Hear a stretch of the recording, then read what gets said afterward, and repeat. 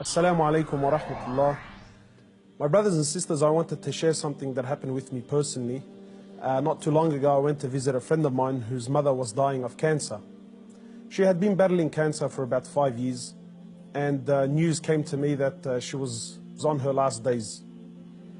So I went to visit the brother, and as I sat down with him, he was explaining to me that his mother is going through that state of sakarat al-maut, conscious and unconscious, and that the cancer was really starting to spread all over. So as I sat with this friend of mine and we were talking, his eyes teared up. So I assumed that because his mother's dying, and so I tried to comfort him, and I said to him, look, this is natural in life. And he said to me, I'm not crying because she's leaving. And of course I am upset, but that's not why I'm crying. I said, then why are you upset? He said, I'm upset because all my life I've never thanked my mother for what she's done.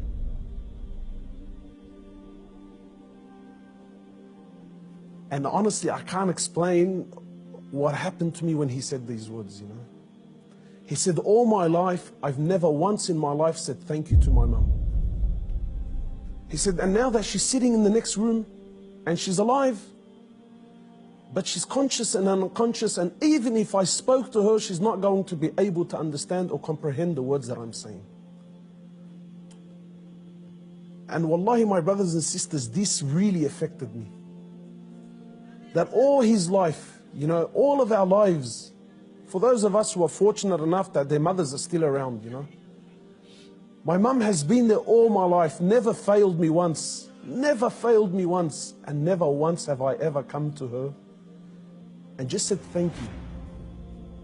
And not one of those thank yous with some flowers, and that's a good thank you, but those really deep thank yous. That thank you that if she left me now, I've told her and I've thanked her from the depths of my heart. Wallahi, my brothers and sisters, I haven't been able to forget this. That when was the last time you thanked your mother? When was the last time you showed your mother genuine appreciation for everything that she's ever done?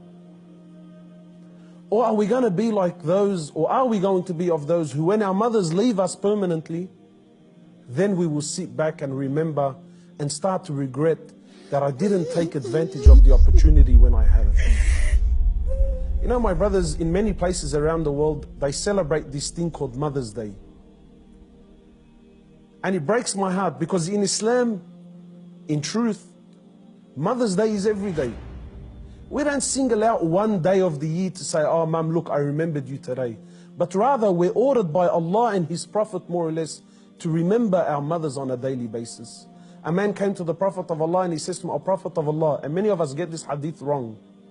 He says, O Prophet of Allah, who is most deserving of my kind treatment? He says to him, your mother. He says, then whom? He said to him, your mother. He said to him, then whom? He said to him, your mother. He said, then whom? He said, then your father. Many of us, we interpret this to be love, that my mother is most deserving of my love. No. The person that is most deserving of your kind treatment, of your money, of your health, of everything that you possess, the person that is most deserving of this more than anyone, above all, is your mother, then your mother, then your mother, and then your father. My brothers and sisters, in short, many of us, we still have our mothers. Wallahi, do not be of the losers who wait until our mothers leave us permanently, only then to wish and to regret and say, I wish I can go back and thank my mother. If your mother is still around, run.